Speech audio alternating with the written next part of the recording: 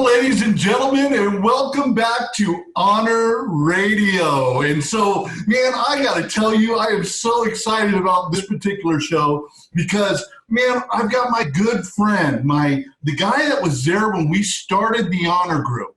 This man was there. He helped us. He motivated us. He prayed for us. He loved on us. He was there. I am happy and excited to introduce you to the greatness coach, my friend, master motivator, author, and creator of the Reach One Alliance, which we're going to talk about, my friend, Mr. Kevin Bracy. Man. Sir, thank you to the show, man. Welcome. Coach, you already know I love sharing space with you. Whatever you got, wherever you are, whatever you got going on, if I get an opportunity to share some space with Coach, let's go. I'm in. Oh, buddy. Yeah, I tell you, you know what, bud? You know, with everything that's going on right now and with, this shelter in place and the virus and all of what we're seeing now, it's been kind of down. It's been a negative, right? And man, when I've been following your posts on Facebook, and every time I see your smile, buddy, and every time I see your positivity and your motivation and your happiness, I said, man, I got to have the greatness coach on this show, man. So Kevin, how are you doing? How are you getting through this, my friend? Great question. You know, it's all of the things that I've been talking about for years and years. It's like we in our household have to truly live that. Yeah. Not that we weren't living it before, but now, like, one of the concepts is win the day. That just means focus on one day at a time.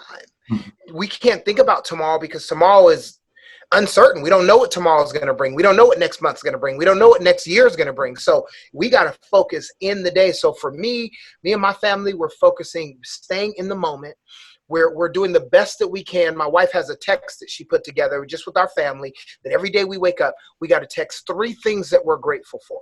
3. We got to come up with 3. No matter how you're feeling, 3 things that you're grateful for. So like most people, Coach, you know, there are moments when there's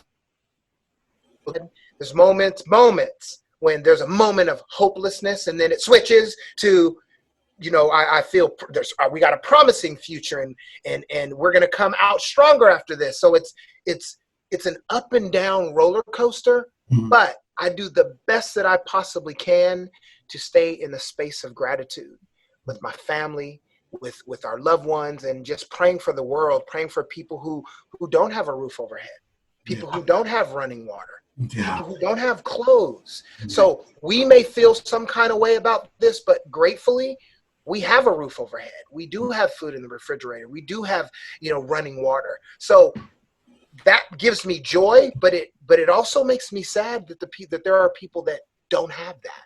Yeah. So it's up and down all day long. But if I can spread positivity, spread love, continue to stay in prayer, and lift people up with my posts, my words, and everything, that's what it's about for me. I love it. Hands up! 3, 5. Hands up! You got to get some, bro. I have a feeling you're going to get a few more of those. I love that. So, I know that you do a lot of work with youth, right? Like we do when it comes to our football event and our educating event. You also do a lot when it comes to elementary schools, high schools, going in and doing the school assemblies and motivating them. What has this done for your personal business with what's been going on with you not being able to go into schools and them being shut down? How has this been doing? How you've been getting out your word to the kids today? Great question, Coach. I love our youth. Yeah. I guess they say when you turn 40, you just cry a lot more. I could almost, just thinking about our youth, I could almost get teary-eyed because I got that much love for them and that much belief in them. I'm talking from TK all the way through college students that I get an opportunity and access to speak to and inspire. Mm-hmm. So the first 2.5, 3 weeks, I believe that most of us were just in a shock. Mm-hmm. Is this real? When is this going to break open? Are we going to be able to go to the gym? You know, and then when they started shutting down Disneyland and Disney World, it got serious. We started shutting down the gyms and then schools. I was like, wow, I never in a million years would have thought that. But 2.5 weeks in, school started saying, we gotta do something. We got to move. We got to figure something out. We can't just leave our kids just at home every day. So as they started to move, I believe my mind started to move. So now I'm reaching kids through a couple of different avenues. One avenue is virtual assemblies. I just did my first virtual assembly. Saw that, buddy. I saw that. My first virtual assembly with middle school students was last Thursday. It was awesome. Just an opportunity to reach them with some passion and some words. That's one way I'm getting out my message. Another way, I created something called Kevin Bracy's Connection Session. In that connection session, because everybody needs, especially school and students, they need to feel connected in some sort of way. But not having someone being a talking head at them all the time. So I've created a space where I'm focusing right now on 6th, 8th, and 12th graders. Why? Because they're in the transition. 6th graders will be going to middle school. For some, 6th grade is middle school, but for most, 6th grade will be going into 7th grade, which is middle school. 8th grade going into high school, right? 12th grade graduating, military, job, whatever they're going to do. So I'm focusing on those grades, and I get to a Zoom call like this. I get about 6 to 8 seniors or 8th graders on, and I ask them questions like, where were you when you realized that this was real?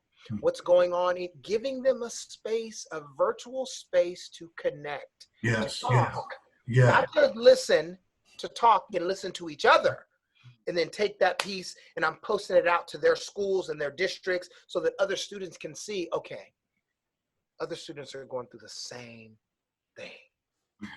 That gives us a sense of comfort. So they're not alone. They're not alone. They're feeling. Got it. Yes, they're together. That may not be you speaking, but I know that person. That's my friend on that Zoom that's talking about his or her feelings. Yes. There's a sense of connection, a sense of, okay, I'm not by myself. And the third thing I'm doing is being the face for some districts and their challenges that they're posing to students, like a tribute video challenge to seniors in high school and students to say, make a video of somebody who's made a difference in your life. Or a family game challenge where take a picture of you and your family playing a game, and we're going to post that. So that's keeping students connected in a fun way. So I've figured out some ways to connect with some students, because I can't breathe if I can't connect and speak to students. That's my life. 3-5. Get up. Okay, the second gets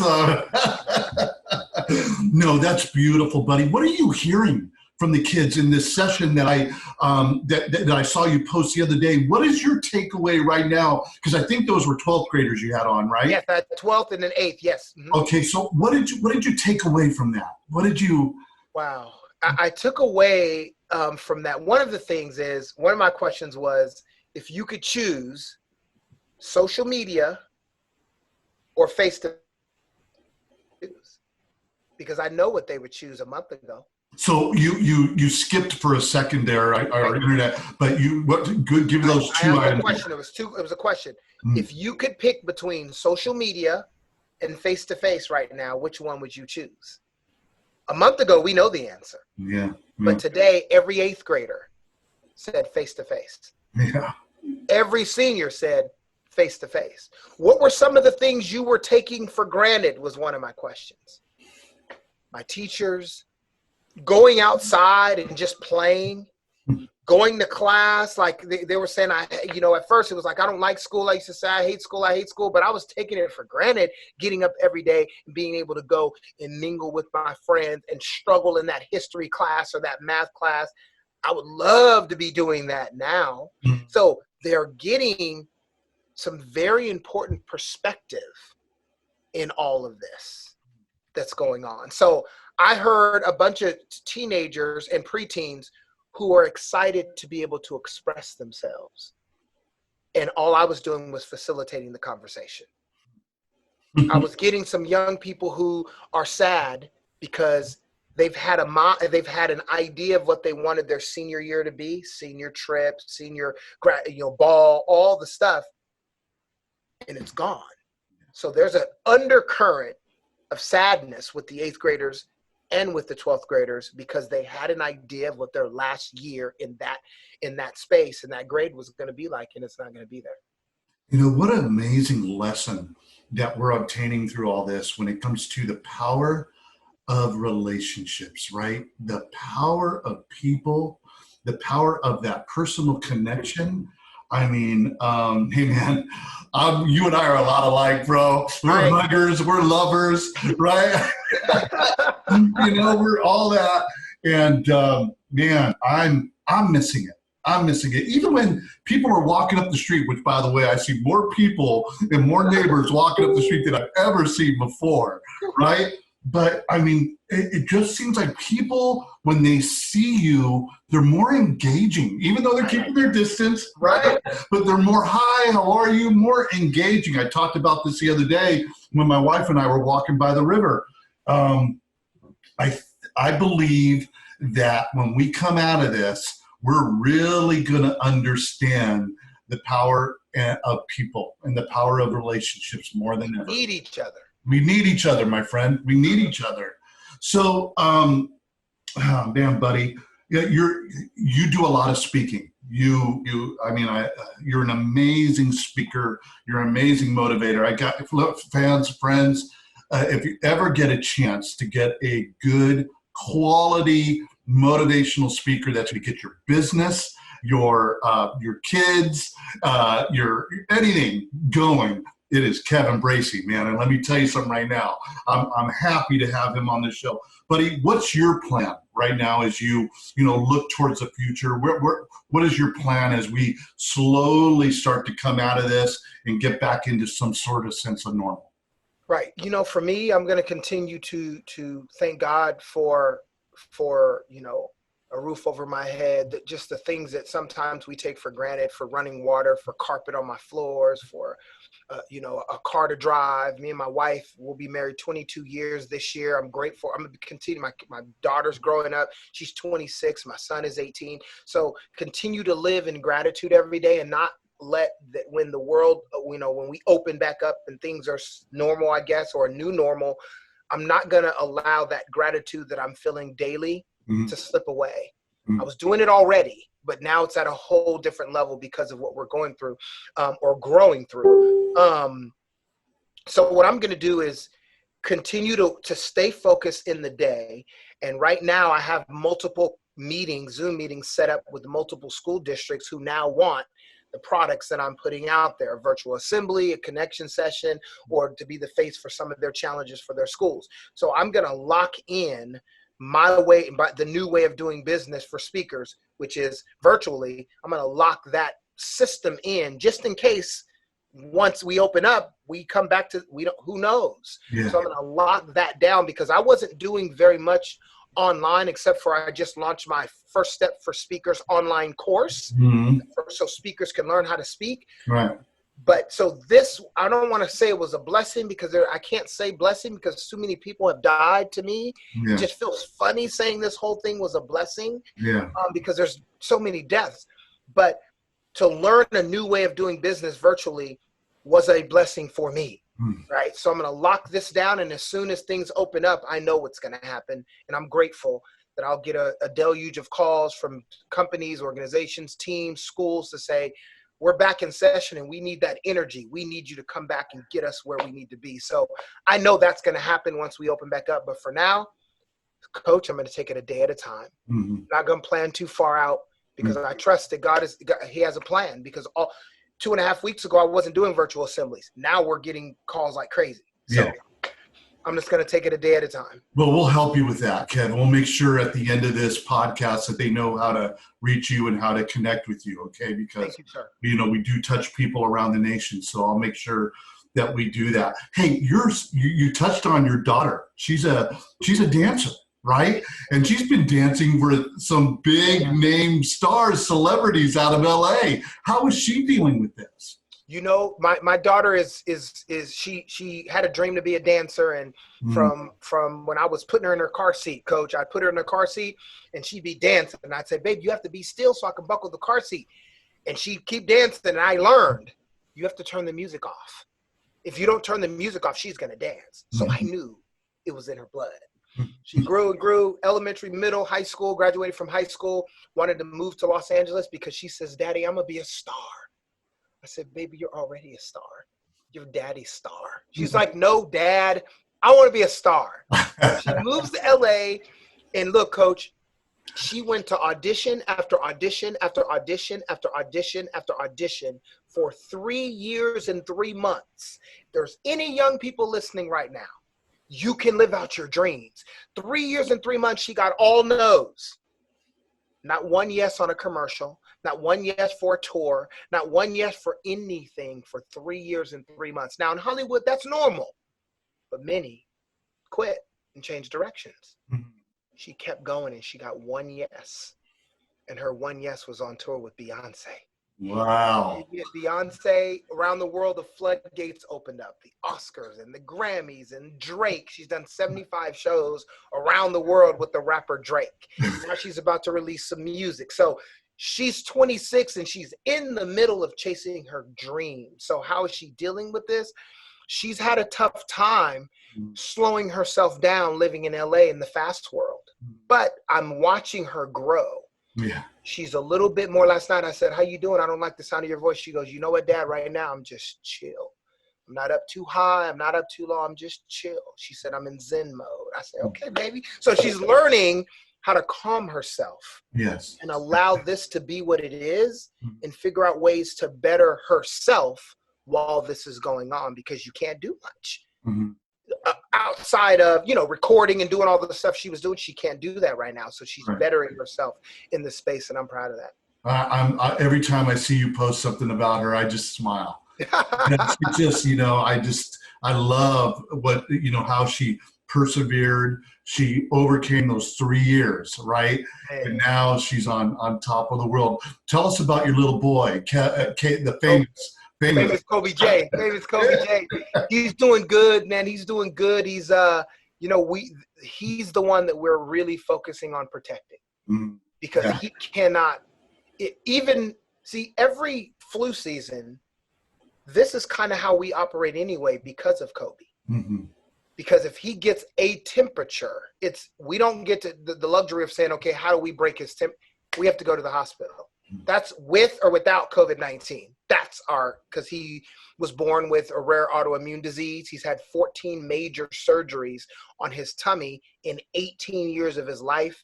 So he's one that has that immune system that we've got to make sure that we protect.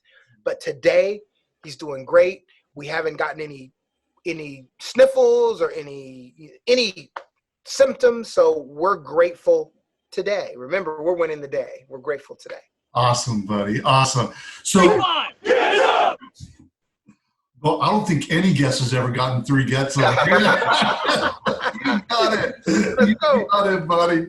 So, what would you want to tell the people that are listening, the athletes, the coaches, the families, the parents that are listening to this? What would you want to tell them in regards to, obviously about being grateful for what we have? You touched on that. Is there any other takeaway that pops in your mind about what you would like to tell those people today about relationships, about where we are when it comes to people? Is there anything that you'd like to leave them with today? I'm gonna go in a few different directions. First one, and I'm gonna keep it really simple. The first one is the importance of being aware. And I'm talking to me too, coach. I'm not talking to them. I'm talking to, we're all in this thing together. I love everybody. So I'm in this with you. So we have to be aware of our tone around our home right now, I think, because we're all in we're in the same space under the same roof. And sometimes the way we say something can trigger something for someone else, and they're having a bad moment, and next thing you know, we've got this crazy thing going on around the world, and then underneath our home, it's like hell underneath our roof. We don't want that. So for me, what I'm trying to do is to be aware of how I communicate and talk to my wife with the right tone, how I talk to my son or my daughter with the right tone, because we're underneath the same roof. Outside of that is to make sure that we at least reach out to at least one person every day to check in. Just to check in. I got a phone call from Dr. Marceline Watson-Derbigny. She works at Sac State. Out of the blue, she just called me and said, hey, just checking in on you. Coach, that felt so good. Yeah. Just a total out of the blue phone call. We respect each other. I got love for her. We do work together. But just to get a call out of the blue from someone like that made me feel very. So I believe that it's important that every day we make it a point to reach out to at least one person to just check in. Someone out of the blue every day. If everyone around the world, we're checking in on one person every day. We're making the world a better place, because people are so lonely right now. People are going through it right now. Yeah. So those daily check-ins, well, I'm in a bad space. Okay, let's get out of ourselves. And when we check in on someone else, that might be the combination that unlocks that bad space that we're in. Because I believe that reaching out to other people is what it's all about. That's why I always yell, each one, reach one. Yeah. Every single day. I love it, buddy. I love it. Man, that is good stuff. I've been telling my people that I've been coaching to make it 5 people, right? Because, man, we got time. Make it 5 people a day. You know, well, coach, I got so many people in my database. Hey, man, and then 5 a day, because those 5 people that are going to be hearing from you that you care, right? It's really a good time for altruism to shine. And if you don't have altruistic tendencies, get it, because people need to hear you and just hear that voice saying, hey, man, how are you doing? How are you doing through this, having to shelter in place and can't get out and blah, blah, blah, blah, blah. There's one lady I coach who's pregnant, right? And she's really sheltered down, man, because she's got a little baby growing in front of her, right? And it's been just driving her nuts, right? And I reminded her the other day, I just told her, I said, you will now know more than ever and embrace people. You'll recall this time and you'll go, man, I just love people, right? And so I agree with that. Hey, man, there's one thing that I really want the people to learn and to hear from you. And it's one of the things when I first met you, I thought was so powerful that it just made me sit back in my seat and go, wow, man, this guy's got it. And that is your talk about Muhammad Ali. Buddy, that people need to hear that. People need to know your motivation, man. And I just think that would be really inspiring if they had an opportunity to hear that. You know, for me, where it came from is growing up, I used to always go to the library when I was in elementary school, just because I hear my dad talking about Ali, the greatest. So I would always check out his books. So I was infatuated with Muhammad Ali early on, just as an athlete, and I'd see him jumping rope and I'd see him talking. He had all kind of swag. And sometimes I'd hear people saying, gosh, he is so arrogant. But what I've learned as I've grown is that Muhammad Ali, when he was talking, he wasn't talking to us. The camera was on him. It looked like he was talking to us, but Muhammad Ali was in his own head. Muhammad Ali literally, coach, he literally talked himself into greatness. How did he do that? See, I believe that when our minds go negative, our mouths got to go positive right now, especially in this time. Mind goes negative, mouth goes positive. Mind says I can't, mouth says I can. Mind says this is never going to end, mouth says it is going to end at some point. Mind says I don't know if I can create that new business. My mouth says yes, I can, because we live in a country where we can create a business and live our wildest dreams even through this time. Mind goes negative, mouth goes positive. Ali said I'm the greatest. Who told him he was the greatest? He did.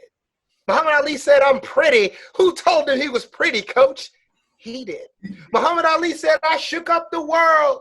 He said, I float like a butterfly and Sting. sting like a bee. He said, I must be the greatest. Ha! Ali said, last night I had a dream. In Africa, I had one hell of a rumble.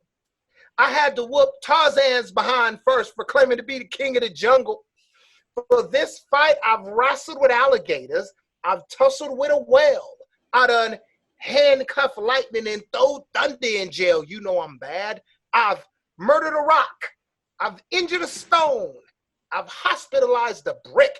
He said, I'm so mean I make medicine sick. I'm so fast, man, I can run through a hurricane and don't get wet. When George Foreman meets me, he's gonna pay his debt. I can drown a drink of water or kill a dead tree. Wait until you see Muhammad Ali.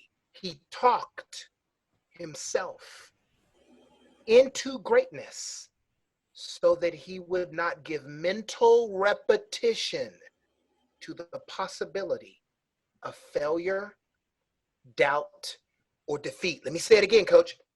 He talked himself into greatness so that he would not give mental repetition.